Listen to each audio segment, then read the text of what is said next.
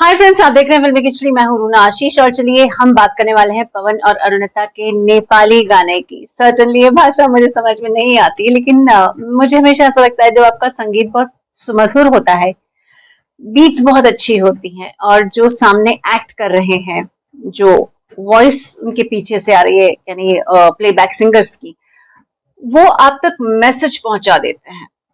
तो चलिए इसका रिव्यू लेकर मैं आ गई हूँ घम जाए वाले की। आई होप ने सही प्रोनाउंस किया है। ये जो गाना है, स्टार्टिंग से लेकर एंड तक आपके फेस पर स्माइल देने वाला है ये सॉन्ग। ओके, इसका मतलब ये है कितना सुंदर दिख रही हो। ओके, और सब कुछ साड़ी, झुमका, टीका और चोली पहन के बहुत ही प्यारी लग रही हो। कुछ इस तरीके का सॉन्ग है जितना मुझे समझ में आया है। एंड 5 मिनट 45 सेकेंड्स का ये कुछ गाना है, 5:45 का, और स्टार्टिंग से एंड तक आपको बहुत सुंदर लगता है। एक तो नेपाल की बहुत विजुअली अगर मैं बात करती हूँ तो नेपाल की बड़ी खूबसूरती दिखाई गई है। हरियाली भी है और छोटी छोटी गलियां हैं, पत्थर से बने हुए वो घर हैं। सो आपको अचानक से किसी गांव की कहानी की याद आ जाती है। हीरो हीरोइन जो हैं, दे आर स्वीट। इतने क्यूट लगे हैं। और हीरो की अगर मैं स्पेशली बात करती हूँ, उसको देख के मुझे ऐसा लगता है कि वो पवन ही गा रहा है। सर्टनली पवन ही गा रहा है, कैमरा पर भी पवन गा रहा है, क्योंकि the hero also has that sweetness on the face. Okay, वही जो हीरोइन है वो, उसने अरुणिता की आवाज को आत्मसात कर लिया है। किसी भी एंगल से नहीं लगा कि मुझे ये अरुणिता की आवाज उसके गले से निकल रही है, ना कि इस एक्ट्रेस के गले से निकल रही है। सो एक्टिंग के मामले में ये दोनों मुझे बहुत अच्छे लगे हैं। अब बात करती हूँ म्यूजिक की। म्यूजिक शिखर संतोष जी का है।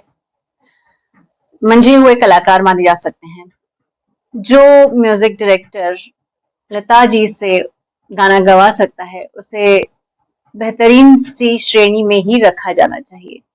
गाना बहुत सुंदर बनाया है, बहुत हैप्पी सा सॉन्ग है ये।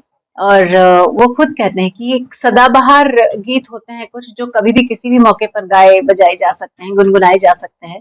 तो ये जो गाना है घाम जाए वाले की, ये सदाबहार किस्म का गाना है, कभी भी इसे आप गुनगुना सकते हैं। सो ये म्यूजिक और म्यूजिक की ताकत है। सर्टनली वर्डिंग्स मुझे बिल्कुल समझ में नहीं आ रहे थे, मेरी भाषा नहीं है, मैं क्या करूं, बट बहुत सुंदर गाना है। अब पवन अरुणिता की बात करती हूँ। मुझे नहीं मालूम पवन एक्टर जिनके लिए इनकी वॉइस जाने वाली थी, वो पहचानते हैं या नहीं पहचानते हैं, बाद में शायद मालूम पड़ता अपडेट कर दूंगी। जब पवन ये गाना गा रहे थे तो मुझे ऐसा लगा कि उन एक्टर के लिए ही गाना गा रहे हैं।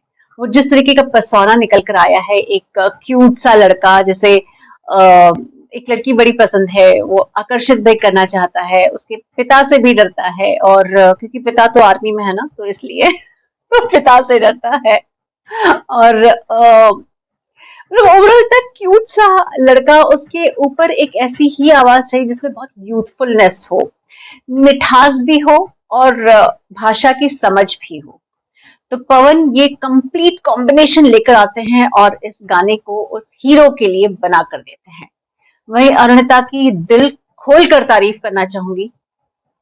नेपाली भाषा है, वो खुद कोलकाता की, आई मीन बानगांव की है, वानगांव जो भी आप बोलना चाहे, सो बानगांव की है। और उनका जो लहजा होता है, हर भाषा का अपना एक लहजा होता है। बंगाली लहजा बिल्कुल अलग है, बहुत अलग है। ऐसे में वो पहाड़ी लहजे को अपना रही हैं, और जो बहुत ई वाले लहजे जो आते हैं, बंगाली, अगर जितना भी मैं समझ पाई हूँ अपने थिएटर प्रैक्टिस के हिसाब से, मैं इतना बता सकती हूँ कि ओ का इस्तेमाल बहुत होता है बंगाली में, वहीं ई या ए का इस्तेमाल नेपाली में बहुत होता है, पहाड़ी भाषा में बहुत होता है।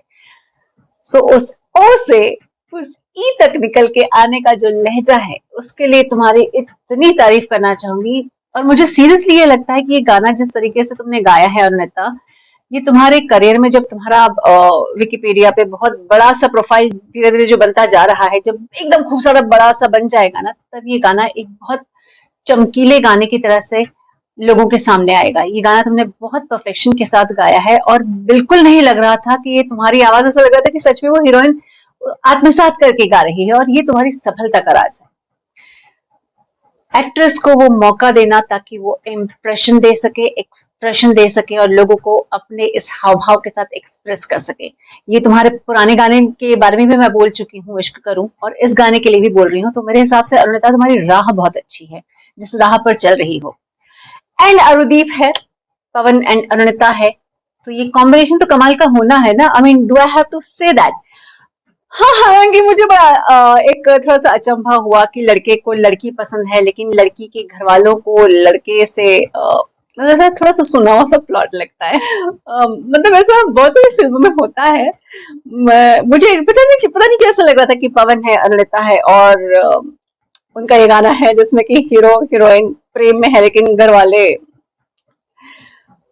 कुछ नहीं काम है।